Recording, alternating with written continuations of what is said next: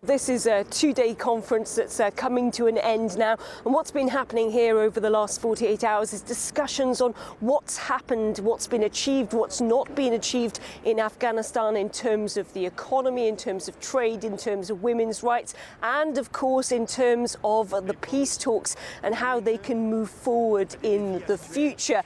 But there is one big thing that's been missing from these talks, and that is the Taliban, who are not here and who have not been taking part in these talks at the UN's Palais des Nations. Now, while there have been statements made today, including one from the Afghan government, who have confirmed that they have assembled a 12-man team that will be able to open talks, unconditional talks as they describe them, with the Taliban in the future. The Taliban have not been here, and as we know, peace talks in the past have not been massively fruitful, and many experts have said that's because not all of the stakeholders have been at the table at the same time. That's the Afghan government, that's the US government because their troops are stationed there, and of course the Taliban, who some would say are a major stakeholder in terms of the security and the future of peace in Afghanistan.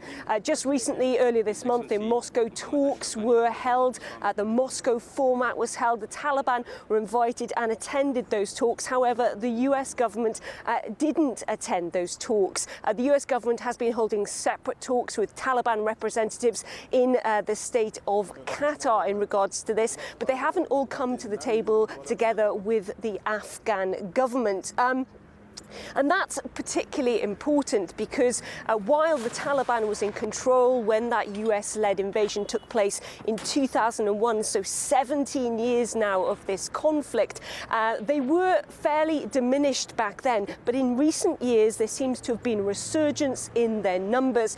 Some reports suggesting that the Taliban have control or are openly active in 70% of Afghani regions. That's far higher than we've seen in any figures over that 17-year period. So they are a major stakeholder, and it is important for many that they are at future talks in terms of peace in regards to the country and how that moves forward. Now, there was a warning today when there was that offer of that new 12-man team that's been assembled for these unconditional talks, and that is that these talks may be unconditional in terms of getting to the table, but the demands will not be accepted if they are unconditional. The representatives, diplomats here saying one of the most important things that they will not allow to be disregarded in future is the rights of the citizens of Afghanistan, particularly its women.